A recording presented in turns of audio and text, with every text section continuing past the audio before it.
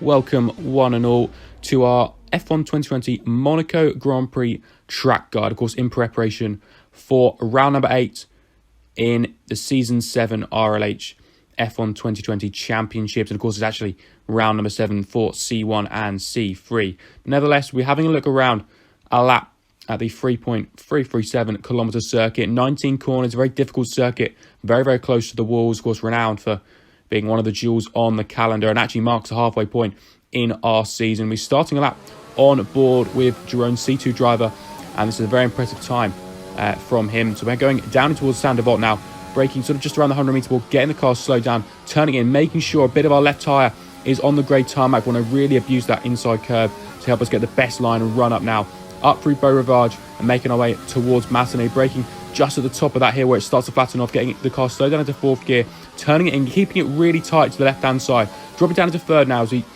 flick it in to Casino, and now making the run towards the end of the first sector, down towards Mirabeau, car down into 1st gear is what Jerome's opting to use here, keeping it nice and tight, and actually 1st gear is going to help us turn in a little bit better, but optic goes up into 2nd to avoid wheel spin on the exit, coming now down into the Loews hairpin. Jeroen actually makes sure he keeps both of his tyres off of that inside curb and then uses the throttle to help sort of twist the car and rotate it out of the corner, gaining quite a bit of time there.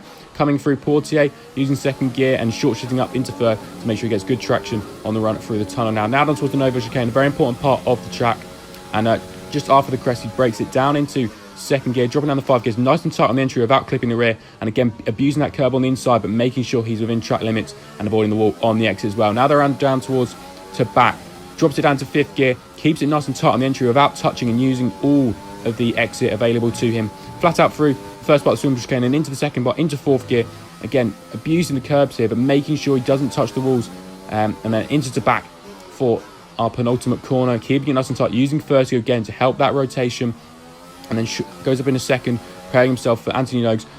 Brilliantly done through there without touching either the inside or the outside of the wall. And now the run towards the line, Jeroen's going to set a time of a 1:07.942. That is a mega lap to put himself 40th in the leaderboards and into the 1:07s. But we're going to have a look at the track in detail now. Turn 1, again looking at track limits, and you see on this attempt I had all of my left front was on the curb there, so that's going to invalidate the time. What we actually want to do is make sure we got a little bit of the tyre on the grey stuff, and you see this time I did touch the red and white curb, getting away without a penalty there. But now looking on to turn 6, the Loews hairpin, of course, is an overtaking opportunity. I like to take a bit of a wide line in, so I need to be careful personally of cars going to be diving at me inside again, using that throttle to help rotate the car around, and you'll be off on your way. Down to turn 10, the Nova Chicane, track limits, an overtaking opportunity, braking down into 2nd gear. If you turn in too tightly, that's what happens. The rear will spin round as you clip the wall, and it could cause damage to yourself and others. But of course another track limit spot as well, because if a bit of your tyre again is not on the grey tarmac, you will get an evaluation or a warning in the race. So you want to be abusing the curb just like Jeroen did. You see again my left tyre, a little bit of it is touching the curb, but not all of it is on that red and white curbing on the inside.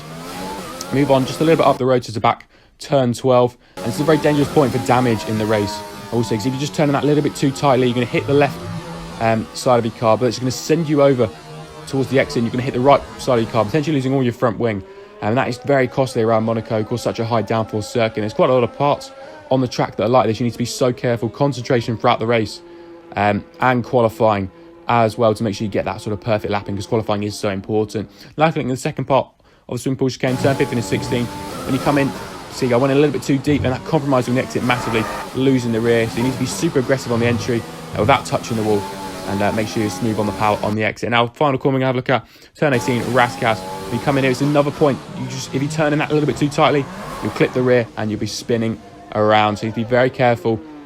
You want to keep nice and tight to the barriers, but not too tight. We'll have a look at. I'll leave you with Jerome's lap at full speed. But that's been a quick look at the Monaco Grand Prix circuit, and hopefully everyone has a good race this week around the streets of Monte Carlo. I'm sure it's going to be a great spectacle through all 6 divisions. So I hope everyone's enjoyed this little track guide, and we might see you next week for the Nations Cup, of course. The week after, we continue our Season 7 in F1 2020.